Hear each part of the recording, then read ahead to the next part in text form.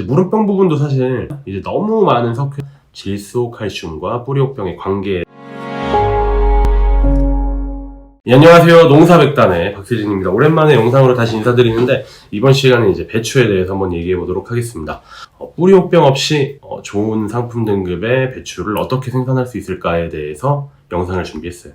네, 그래서 이번 시간에 저희가 얘기해 볼 것은 배추랑 뿌리옥병, 그리고 뿌리옥병이랑 토양 산도의 관계, 그리고 뿌리옥병이랑 양분의 관계, 특히나 질소 칼슘과 뿌리옥병의 관계에 대해서 한번 알아보는 시간을 갖도록 하겠습니다. 배추에서 가장 많이 나타나는 병의 중에 하나고, 사실 또 심각합니다. 뿌리옥병이 생기게 되면은 진균의 종류로 포자 번식을 통해서 전염성도 전염성도 강하기 때문에 되게 심각한 병이고, 보통 이제 배추를 계약 재배하시는 일반 관행농가 기준으로 생각을 하면은 뭐 여러 가지 계약 조건이 있긴 하겠지만, 보통 뿌리 활착이 되고 나서 중간 상인, 산지 도매인에게 물량을 넘기는 걸 생각을 했을 때 결국 계약가를 좌지우지하는 것 중에 제일 큰 게 뿌리옥병이죠. 그래서 그만큼 뿌리옥병이 중요하니까 저희가 이제 뿌리옥병에 대해서 얘기를 하는 거고요.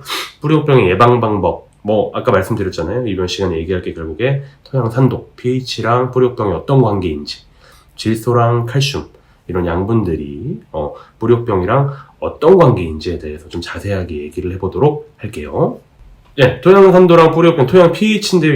이 그래프가 굉장히 중요합니다. 여기 파란 선이 이제 뿌리옥병의 발병률이라고 봐주시면 되는데, 오른쪽으로 갈수록 pH가 높아지는, 산성에서 점점 알칼리성으로 바뀌는 토성이라고 생각하면 될 것 같고요. pH 7, 중성을 기준으로 뿌리옥병의 발병률이 드라마틱하게 떨어지고 있는 모양을 보실 수 있습니다. 더 정확하게 표현을 하자면 pH가 7.2 이상으로 높게 유지가 되는 토양에서는 뿌리옥병이 발병할 수가 없는 조건을 가지게 되죠. 그러니까 뿌리옥병을 방지하기 위해서 약 같은 거, 곰팡이 같은 거를 잡는 그런 약 같은 걸 치는 거, 토양 살균하는 것도 굉장히 중요하고 유효하겠지만, 결국에는 pH만 산성화가 안 되게 관리하더라도 뿌리옥병의 발병률을 굉장히 낮출 수 있다라고 저희가 생각할 수가 있습니다. 그럼 pH를 높이기 위해서는, 토양 산도를 교정하기 위해서는 당연히 석회시비가 제일 중요하겠죠. 정식 전에 석회시비, 보통 이제 300평 기준으로 한 2톤 정도 하시잖아요. 네. 그런 석회시비를 통해서 토양 산도를 올려주게 되면은 뿌리옥병의 발병률을 굉장히 낮출 수 있다는 거죠. 그러니까 배추에 알맞는 pH 조건은 산성이 아니라 중성 알칼리성이다라는 것도 저희가 알 수 있을 것 같고요. 그러니까 생육도 향상이 되는 것 같고. 네, 그래서 정식하기 전에 이제 토양 검정을 보시면 밭에 pH가 나와요. 그래서 pH 12량 같은 경우도 나오고 있습니다. 소석회, 석회고토 이 부분이 이제 pH를 높일 수 있는 이제 석회 12량인데요. 토양 검정을 받아 보셔서 내 밭의 pH도 체크하시고 그거에 따라서 석회를 시용을 하셔가지고 밭의 산도를 교정하시는 것을 적극적으로 추천드립니다. 보통 이제 우리가 pH 얘기할 땐 양분의 유효도로 많이 연관지어서 얘기했는데요. 배추 같은 경우는 특히나 이제 뿌리옥병이 밭의 pH, 토양 산도와 굉장히 밀접한 관련이 있기 때문에 배추 농사 하시는 분들께서는 특히나 토양 검정 받아보시고 토양 검정의 추천량에 따라서 석회 시비하는 것을 추천을 드리고요. 다만 이제 너무 많은 석회를 공급하게 되면 또 문제점이 있을 것 같은데, 일단 첫 번째는 염기성, 토양의 염기성이 되면 또 잘 흡수가 안 되는 양분들이 있잖아요. 그런 흡수가 안 되는 양분들이 분명히 있을 것 같고, 또 그리고 석회 시비 자체도 배추에게 이롭다고 생각하지가 않는 게, 석회랑 이제 비료랑 만나가지고 또 이제 화학적인 반응이 일어나는 건데요. 결국에 이제 석회랑 이제 비료의 양분이 만나가지고 화학 반응을 일으키는 거는요. 또 이제 질산테질소, 저희가 계속 얘기하는 질산테질소랑 암모니아테, 요소테질소로 돌아가야 될 것 같은데요. 요소테질소가 암모니아테질소가 되고, 암모니아테질소가 질산을 통해서 질산테질소가 되는 과정에서 가스 휘산이 일어난다는 건 충분히 저희가 알고 있잖아요. 근데 이 가스 휘산이 결국에 밭의 pH랑도 연관이 있습니다. 쉽게 얘기해서 석회를 많이 뿌리면 많이 뿌릴수록 암모니아 휘산도 많이 일어나게 됩니다. 이게 굉장히 아이러니한 부분인 거죠. 배추에 질소를 많이 주고 그리고 석회도 주고 하게 되면 석회랑 질소가 만나서 질소가스의 휘산이 일어난다라는 거거든요. 그러니까 정량의 석회를 공급하는 게 반드시 중요할 것 같고, 또 하나는 뒤에 말씀드리겠지만 결국에 질소가스 휘산이 안 일어나면 상관이 없는 거예요. 질소가스 휘산이 안 일어나는 형태, 암모니아테질소가 분출되지 않는 형태의 질산테질소를 사용하시라라고 적극적으로 권장을 드리는 부분입니다. 더 자세하게 이제 도표로 보시면은 저희가 이제 비료를 뿌리게 되면 토양이 산성화가 된다라고 하죠.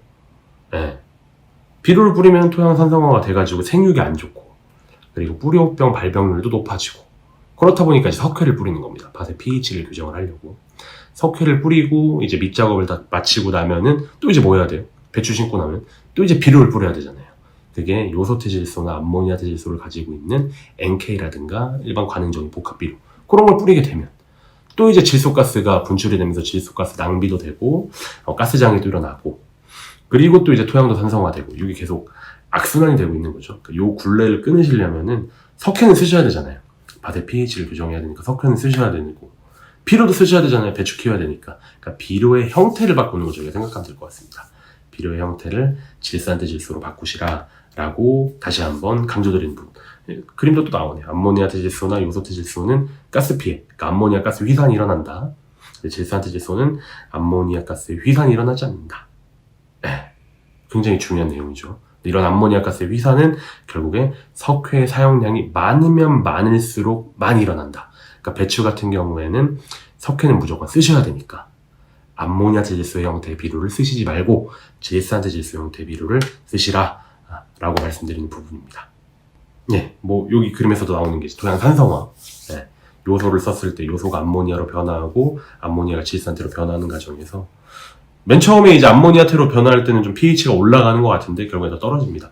두 분자의 수산화이온을 방출하고 네 분자의 수소이온을 방출하기 때문에 플러스 마이너스 하면은 수소이온이 두 분자 더 방출돼가지고 산성화를 시키는 건 과학적인 사실입니다. 네, 토양 산성화를 막기 위해서라도 암모니아태나 요소태 형태의 질소를 사용하지 마시라 라고 말씀을 드리는 부분이고요. 네, 뭐 그림에서도 다시 한번 확인할 수 있네요.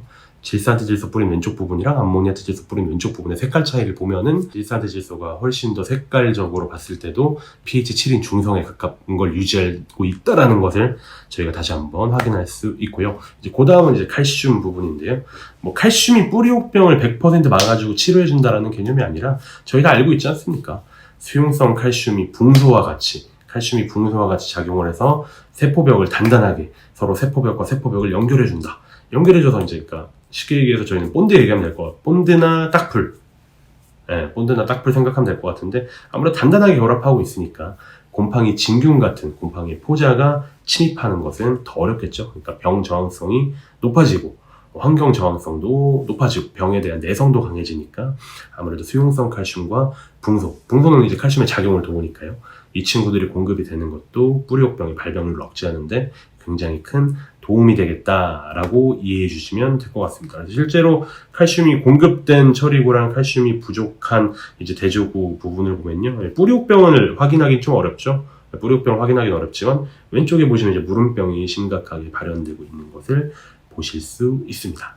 무름병이나 뿌리옥병이나 녹균병이나 녹균병 같은 거 다 예방할 수 있는 게 그러니까 어느 정도 치료가 아니라 예방할 수 있는 것은 칼슘이랑 붕소의 상호작용이다라고 이해해 주시면 될 것 같고 이제 무름병 부분도 사실 칼슘 부분으로 연결을 제일 많이 지어서 설명드리는 게 맞는데 저는 이제 무름병 같은 경우도 이제 질소질이랑도 굉장히 크게 연관이 된다라고 생각을 해요. 아무래도 이제 배추 같은 경우는 특히나 결구 배추 같은 경우는 생장 속도가 이제 다르거든요. 경역 부분의 생장 속도가 제일 빠르기 때문에 질소를 공급하면 공급할수록 이제 겉잎이라고 하죠. 겉잎이랑 속잎의 생육 차이가 좀 크게 됩니다. 그래서 겉잎 같은 경우가 생장이 너무 빨리 되어서 그러니까 결구가 아니라 좀 빨리 덮어지는 경우는 좀 속잎들이 덜 자라게 돼요. 해도 덜 받고 아무래도 좀 이제 자라는 것이 외엽 쪽으로 치우치다 보니까 내엽 쪽 속잎들이 덜 자라게 되면 아무래도 좀 밀도가 떨어지는 경향이 있고요.